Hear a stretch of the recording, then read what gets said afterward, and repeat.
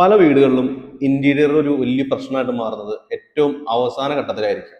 മിക്കവാറും നിങ്ങൾക്കും ഈ അനുഭവം ഉണ്ടായിരിക്കാം. പലരും കരുതുന്നത് ഇതൊരു ഡിസൈനിന്റെ ഒരു പ്രശ്നമായിട്ടോ അല്ലെങ്കിൽ ഇന്റീരിയറിന്റെ ടീമിന്റെ ഒരു പ്രശ്നമായിട്ടോ കരുതാറുണ്ട്. ഇതിന്റെ മെയിൻ പ്രശ്നം എവിടെയാന്ന് വെച്ചാൽ ഇന്റീരിയർ നമ്മൾ അവസാന ഘട്ടത്തിലേക്ക് മാറ്റുമ്പോൾ മാത്രമാണ്. വീട് പ്ലാൻ ചെയ്യുന്ന സമയത്ത് തന്നെ സ്ട്രക്ചർ, എലിവേഷൻ, വാസ്തു ഇതൊക്കെ ഭയങ്കര ഡീറ്റെയിൽ ആയിട്ട് ആലോചിക്കും. പക്ഷെ ഇന്റീരിയറിന്റെ സ്റ്റേജിൽ വരുമ്പോഴത്തേക്കും അത് ലാസ്റ്റത്തേക്ക് ആവട്ടെ എന്നുള്ളൊരു മനോഭാവത്തിലായിരിക്കും മിക്ക ആൾക്കാരും. ശരിക്കും അവിടെ സംഭവിക്കണം എന്താന്ന് വെച്ചാൽ ഒരു ബഡ്ജറ്റ് മിസ്മാച്ച് വരാം, കൺഫ്യൂഷൻ വരാം, നമുക്ക് ആകെ സ്ട്രെസ്സിലേക്ക് പോവാം, പിന്നെ അവിടെ റീവർക്ക് വരാം. ഇതെല്ലാം കൂടി ആകുമ്പോഴത്തേക്കും നമ്മൾ ആകെ മെസ്സായി പോകും.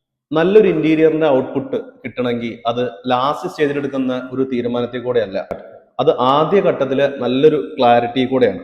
ഇന്റീരിയർ എന്ന് പറഞ്ഞാൽ ശരിക്കും അതൊരു ഡെക്കറേഷൻ സ്റ്റെപ്പ് അല്ല, ശരിക്കും അതൊരു പ്ലാനിങ് ഡിസിഷനാണ്. അപ്പൊ നിങ്ങൾ വീട് പണിയുന്നുണ്ടെങ്കിൽ തീർച്ചയായിട്ടും ഇന്റീരിയർ ലാസ്റ്റിലേക്ക് മാറ്റി വെക്കാതെ ഏറ്റവും നേരത്തെ മാക്സിമം തീരുമാനം എടുക്കാൻ പറ്റുമോ അതായിരിക്കും ഏറ്റവും നല്ലത്.